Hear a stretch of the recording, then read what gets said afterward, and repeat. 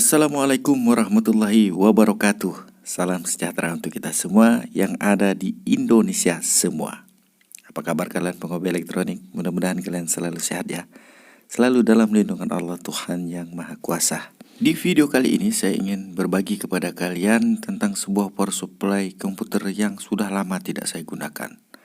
Ini pernah saya buat konten dan saya pernah bagikan kepada kalian bagaimana cara memvariabelnya. Kenapa tidak saya gunakan power supply ini? Karena power supply ini suka jeglek ketika kita colokkan. Karena wattnya besar, 900 kalau tidak salah ini. Tapi karena keadaan yang mendesak ya, saya harus membuat power supply yang baru lagi. Karena power supply sama sudah saya kasihkan ke teman saya. Saya harus mengeceknya ulang dan untuk memastikan bahwa power supply ini masih bisa kita gunakan. Tentunya saya mengecek bagian output tegangannya terlebih dahulu. Karena dulu ini bisa sampai limitnya tinggi ya. Kalau tidak salah 35 polan ke atas lah. Kalau tidak salah saya. Sekarang coba saya trim saja, trim putnya wow sampai 40 lebih pol. Itu kelihatan berasap ya, karena elko-nya memang kecil. Elko-nya belum saya ganti di atas 35. Itu kalau tidak salah elko-nya masih berada di 25 volt. Jadi power supply ini sekali ketika saya menggunakan potensio 10K dan saya trim putnya, dia bisa mencapai di 40 voltan ke atas. Cuman saya tidak punya stok elko yang 45 voltan ke atas ya. Jadi saya ganti saja nanti dengan menggunakan elko 35 volt. Sepertinya power supply ini tidak mempunyai masalah ketika saya putar trim putnya, dia masih, artinya tegangannya masih mau turun naik ya, sesuai dengan yang kita butuhkan. Sedangkan untuk VSB-nya berada di 5 volt. Nah, demikian ya kawanku.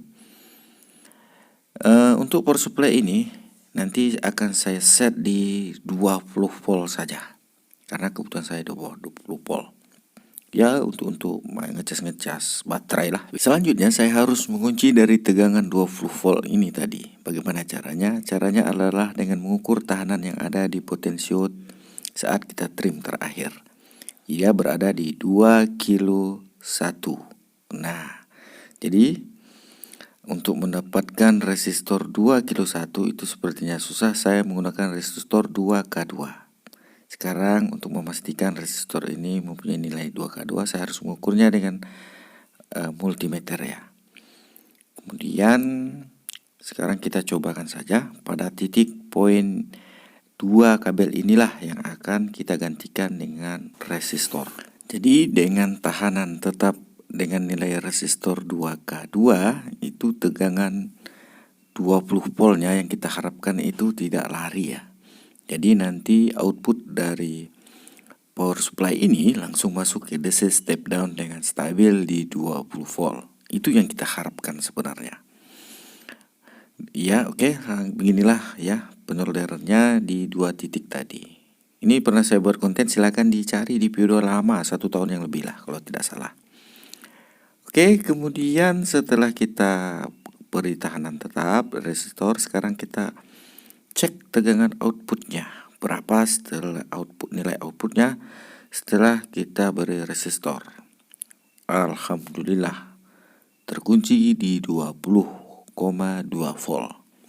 Ini sesuai dengan yang kita harapkan.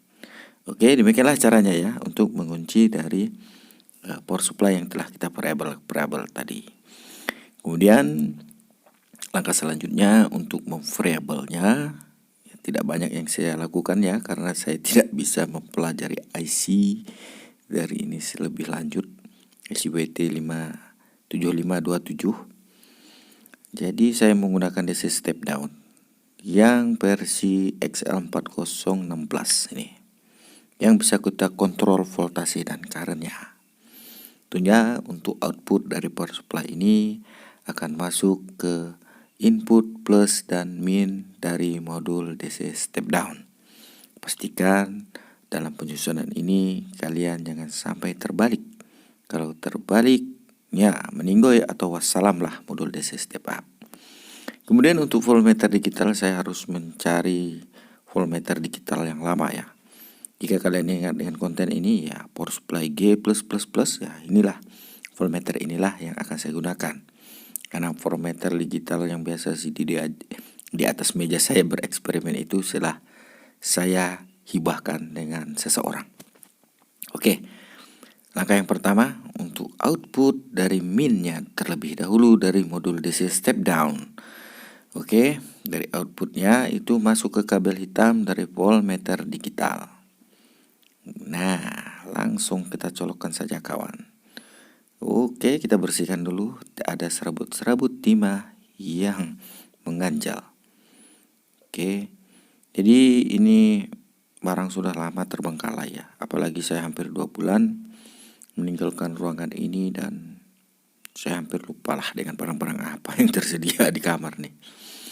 Kemudian untuk output plusnya itu langsung ke jadi output plus dari power supply ini nanti. Dia kecuali kabel minnya itu. Kabel minnya harus masuk ke kabel hitam terlebih dahulu, kemudian output kabel merahnya baru menjadi output min. Ya, demikian ya. Sekarang sudah selesai. Yang terakhir adalah kabel merah ya. Kabel kuningnya itu sudah terinstall ya, sudah terpasang di kabel output. Kemudian untuk VCC dari voltmeter digital ini saya menggunakan VSB 5 volt dari power supply. Karena tegangan VSB ini ketika kita naikkan tegangan power supply, tegangannya tidak akan naik. Dia tetap berada di 5 volt. Jadi untuk voltmeter digital tetap disuplai dengan tegangan tetap sebesar nilai 5 volt. Oke, jika dipastikan aman, sekarang kita tes dan cek terlebih dahulu. Sekarang outputnya telah terbaca di 12,7 volt. Oke, sekarang kita coba ukur menggunakan multi. Nah, 12,7 di multimeter 12,58. Agak selisih sedikit ya. Jadi hal ini harus tentu bisa kita kalibrasi tentunya di voltmeter digital itu. Bagaimana cara mengkalibrasinya? Kalian tinggal putar saja voltmeter ampere ini dan kalian akan menemukan terinput. Nah, satu terinput untuk voltmeter volt dan satu terinput untuk arus yang di atas itu. Kalian putar saja sampai mendapatkan nilai yang sesuai dengan multi kalian. Oke, sekarang kita tes kawan. Coba kita naikkan tegangannya. Ya, hampir-hampir mirip lah dengan multi digital abal-abal saya ini. Walaupun KW, multi digital ini rasanya lumayan sedikit menjadi panduan saya ketika dalam bereksperimen. Oke, kita lihat tegangannya sudah hampir mendekati nilai dari multimeter ini. Nah, sudah tidak larat-larat lagi. Tinggal kalian putar saja untuk menempatkan antara voltmeter digital dan multidigital. Nah, sekarang sudah pas. Jika sudah dirasakan, sekarang saya akan mengetes dari arusnya. Jadi saya menggunakan sebuah resistor kapur untuk memberikannya load ya, load beban. Oke, terbaca di 680 mA ya, atau 0,6. Oke, dengan resistor berapa? 15 ohm 20 watt. Apakah sama dengan pembacaan di multimeter? Multimeter abal-abal. Oke, biar abal-abal yang penting langkahnya saja kalian lihat. Jangan lihat alatnya, lihat langkah-langkahnya. Ada yang berkomentar kurang sedap kemarin tuh, tapi sudah saya hapus ya. Gara-gara multi bolong tuh. Oke, sekarang 680 mA dan di volt di multimeter itu terbaca di 649. Sekarang coba saya turunkan untuk arusnya, currentnya. Ya, dia juga ikut turun ya. Dan sepertinya iya, dia memang agak selisih sedikit. Nah, ini yang harus kita kalibrasi lagi. Ya, tinggal kita putar saja di potensiometer itu kan. Potensio di belakang voltmeter ini bisa kita trim. Kita trim perlahan-lahan saja kawan. Nah, di pojok sebelah belakang itu kan dekat kabel arus ampernya itu, Di situ bisa kita trim sampai sesuai dengan sesuai dengan ampere yang terbaca di multi digital kita. Oke, kita putar pelan-pelan lagi sampai mendapatkan nilai yang pas.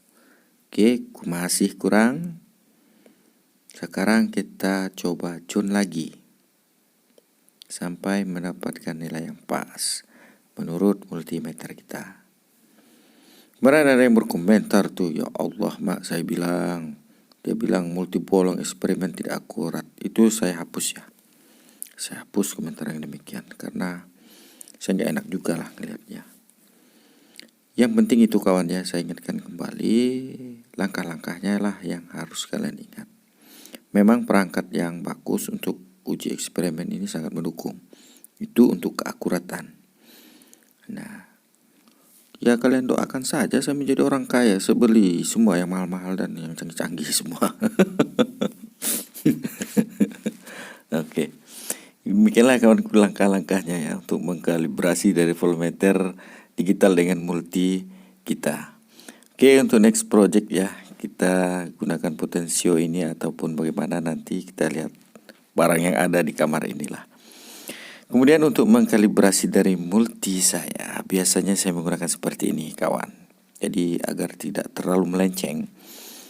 Misalnya VSB itu kan tetap mengeluarkan 5 volt, maka coba ukur berapa nilai multimeter mengukurnya. Kemudian biasanya saya juga menggunakan sebuah charger handphone yang asli ataupun ori. Itu biasanya akurat untuk outputnya, tidak meleset. Jadi kalibrasi multi kalian dengan seperti itu. Jika kalian menggunakan multi murahan seperti ini, ya kalian lihat saja bolong banget. Tapi ini DT830B Roci asli. Dan udah saya buka dan saya bandingkan dengan versi yang KW-nya. Versi yang KW memang beda berjauh. Ini dia. Ini adalah versi yang sangat murah lagi. Dan tentunya sekali-kali buka itu kalian akan terkejut.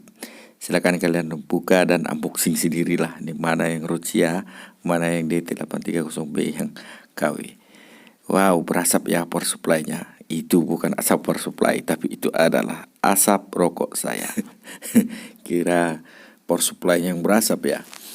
Demikian kawan, jangan lupa ngopi dan merokok bagi yang perokok. Bagi yang belum merokok, jangan merokok ya. Semoga konten ini bermanfaat. Salam sehat untuk kalian. Selalulah berkreativitas tanpa batas. Assalamualaikum warahmatullahi wabarakatuh.